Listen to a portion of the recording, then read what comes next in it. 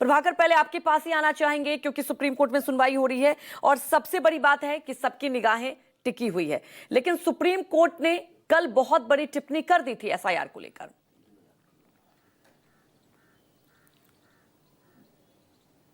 निश्चित तौर पर सबकी निगाहें सुप्रीम कोर्ट की तरफ ही हैं और सुप्रीम कोर्ट को ही जो करना है सो करना है। सियासत हो रही है, सियासत होगी, ये तमाम बातें कोर्ट के बाहर होंगी, लेकिन जो कुछ भी होगा सुप्रीम कोर्ट की तरफ से होगा। अभिषेक मनु सिंघवी टाइमिंग पर सवाल खड़ा कर रहे हैं, अभी सुनवाई चल रही है। अभिषेक मनु सिंघवी टाइमिंग पर सवाल खड़ा कर रहे हैं और जो एसआईआर प्रक्रिया के लिए 11 दस्तावेज सुनिश्चित किए गए, निर्धारित किए गए थे, उस पर सवाल खड़ा कर रहे हैं। उन्होंने कहा कि बिहार में अधिकांश लोगों के पास इनमें से अधिकांश दस्तावेज नहीं मिलेंगे। उन्होंने कहा कि मुश्किल से 1-2% लोगों के पास पासपोर्ट हो सकता है। बिहार में लोगों के पास निवास प्रमाण पत्र मिलना बिल्कुल ही मुश्किल है। उन्होंने साथ में कहा कि जो दस्तावेज सबके पास मिल सकता था वो एक आधार कार्ड हो सकता है और दूसरा एपिक यानी वोटर आईडी कार्ड हो सकता है, जिसे जानबूझकर इससे बाहर रखा गया है, इस दस्तावेज से बाहर रखा गया है।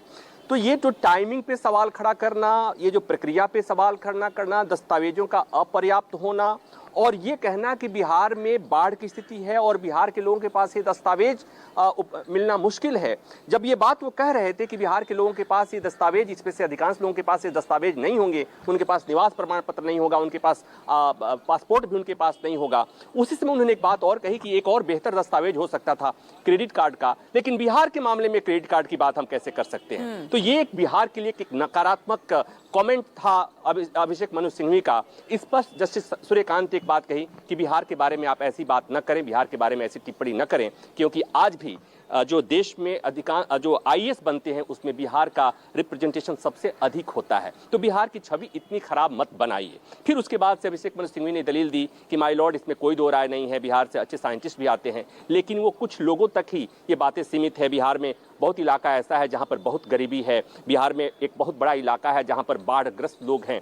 तो कुल मिलाकर ये कि याचिकाकर्ताओं की तरफ से ये साबित करने की कोशिश की जा रही है कि समय पर्याप्त नहीं है, एसआईआर से उन्हें कोई आपत्ति नहीं है, लेकिन एसआईआर के लिए जो समय तय किया गया है, जो टाइमलाइन सुनिश्चित किया गया है, वो सही नहीं है और उसी के आधार पर बिहार में वोटर्स का नाम हटाने की कोशिश की जा रही है, ऐसा आरोप लगाने की कोशिश हो रही है। प्रभाकर, आप हमारे साथ बने रहिए, आगे भी आप लोगों के पास पहुंचेंगे।